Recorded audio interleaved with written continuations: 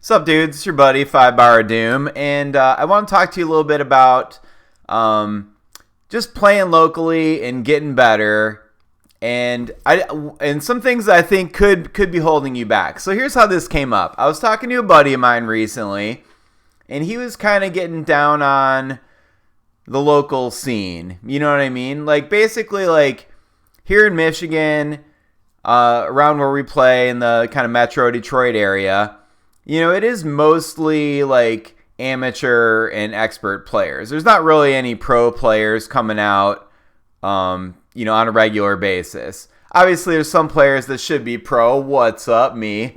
But, and there's some other guys that if you tour enough, I mean, touring is like a sandwich shop punch card. You know what I mean? You get sent 10 sandwiches and you get a free sub. You know what I mean? You go to 10 tour stops and you're going to get bumped a rank. It's just kind of the way it is. Like, you tour, you get points. That's just kind of how it works. So there's a lot of guys that don't tour, and and if you don't tour a lot and you're good, a lot of times you're like underranked. I'm not saying the guys around here are necessarily underranked. There's some guys that might go up or down a little bit. But and I do agree with my friend that like the skill level here is not as good as it is in some other areas. Like I used to play in Denver when I got started, and in the early 2000s there were a bunch of masters playing. I played there again around like 2017 to 2019 or something like that, and there were multiple good like pros and some masters playing and stuff like that. In Dallas, the tournaments kind of sucked because they basically just always did a monster draw. Like, they wouldn't even have a bring, which is ridiculous. And they wouldn't have singles, which was ridiculous. But there were a ton of great players in Dallas. You had like Dennis Ori, Warren Van Landingham, Brandon Moreland, Mike Archer, Vu Cow, and some other really good expert players and stuff like that. Tom Rios, whoever. There's Jason Wicks is good. There's a bunch of good players out there. So, here in Michigan, it is mostly like amateur players and some experts and some super underranked experts like your buddy Mark Made. But just kidding, dude. I suck in doubles. That's why I'm an expert in doubles. You know what I mean? I never do crap in doubles. And if you watch my singles, it's all just hacks and BS. That's the only reason why I'm good in singles. But anyway, my friend's point was kind of like, the scene here is kind of tough to get better. And, he kind of wants to tour more and just kind of travel and play other players, because he's worried that, like, if you play here and you play against these kind of amateur, low expert players, your game is going to kind of come down to their level. You know what I mean? And I want to make this video to just say, like, that's not the case, dude. And it's like a mindset thing. You know what I mean? And if you see this in other areas as well. I mean, like, so check it out. I mean, here's another, I know you've heard this before. You go to a tour stop and people are like, oh, I don't want to play, I don't want to play rookie singles, dude. I always lose to rookies. I need to play against better players because reasons. Because like, rookies always slot me out. I always do better against the better players. You know what I mean? Or like, it's very common in poker as well. If you play any poker, you're at like the 1-2 no limit table, like the lowest level, no limit game. And people are like, oh, I can't win at 1-2. I got to play 2-5 or 5-10 because I play better against better players. When in reality, these people are losing against every level player. You know what I mean? And the same is true. Like, if you're getting crushed at rookie singles, you're not just going to play amateur or expert singles and win. You know what I mean? Like, that doesn't make any sense. Now, I will agree that, like in like singles, or I guess just playing against lower ranked players in general, there will be like more slop. You know what I mean? So like, in slop itself is kind of like, the name slop it's kind of giving you an excuse to let it in. You know what I mean? It kind of has like the connotation of like, oh, it slopped in. There was nothing I can do. When realistically, there is a lot of the time, if you're getting, like, quote, slopped out, there is stuff you could do. You could have had your min positions better. If it's singles, maybe you should have had a hand back there. If you're just playing doubles and goal, maybe you could have fought harder to keep that ball out. And obviously, like, if somebody's slopping it in on the 3 and your 5-bar D wasn't very good, if you had better 5-bar D, they wouldn't have got it on their 3-bar, and they wouldn't have been able to slop it in with that 7 roller or that cutback pull shot or whatever it might have been. You know what I mean?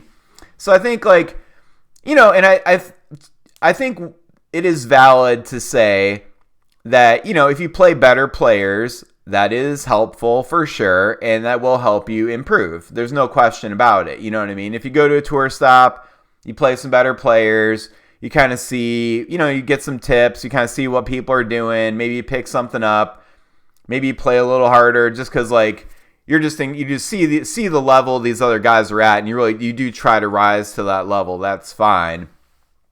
But you don't have to, like, your game doesn't have to degrade to the level of the rest of the players in your area.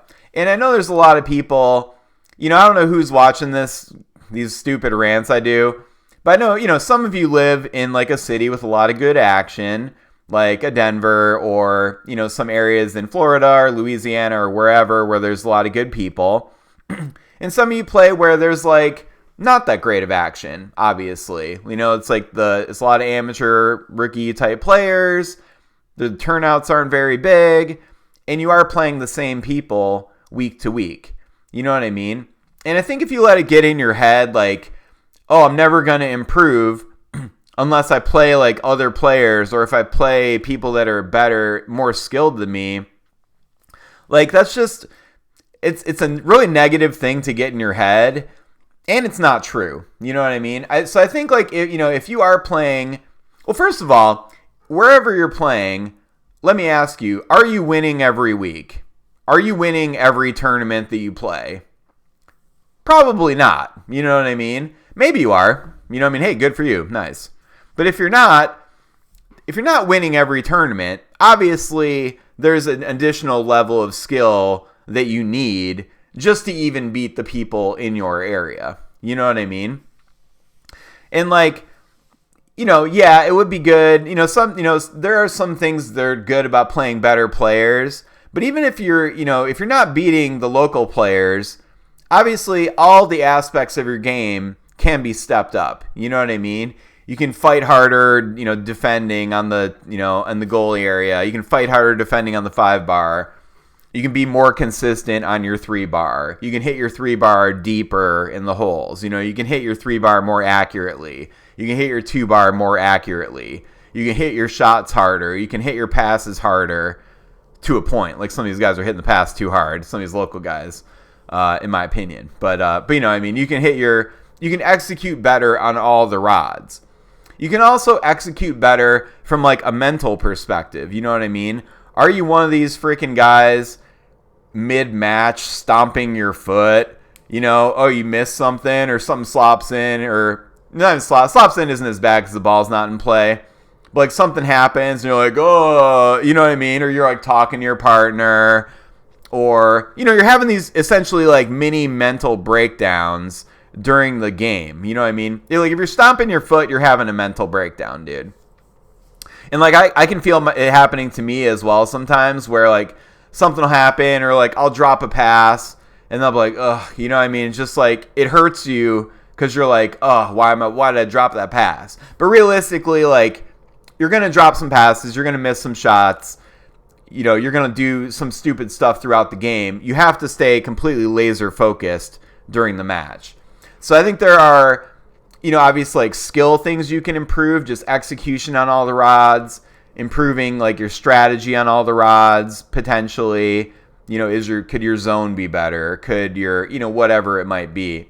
And then also mentally, are you dialed in throughout the match? Are you letting people on the other side of the table annoy you to the point where your game breaks down? You know what I mean? I mean, how many times have you talked to somebody where they're like, oh, anytime I play this guy, it just checks me out, dude. He does this thing, or he's always doing this, and I just can't, he kind of just can't get it together. He can't focus. He does this annoying thing, or he'll do whatever. It's like, you got to fight through all that, dude.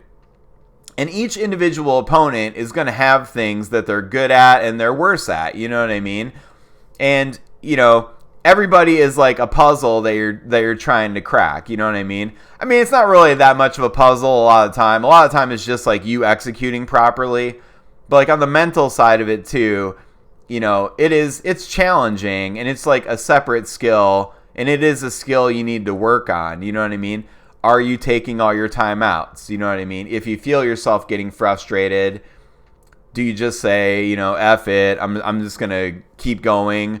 Or do you take that time out? Do you take a couple deep breaths and kind of refocus? You know what I mean? If you go down 4-2 in a game or 4-1 in a game, do you mentally give up? You know what I mean? Or do you mentally give up a little bit where you're like, yeah, I'm going to try, but like, I'm probably not going to win this game. Like, if you have that attitude, that's also something that you can just work on improving. You know what I mean?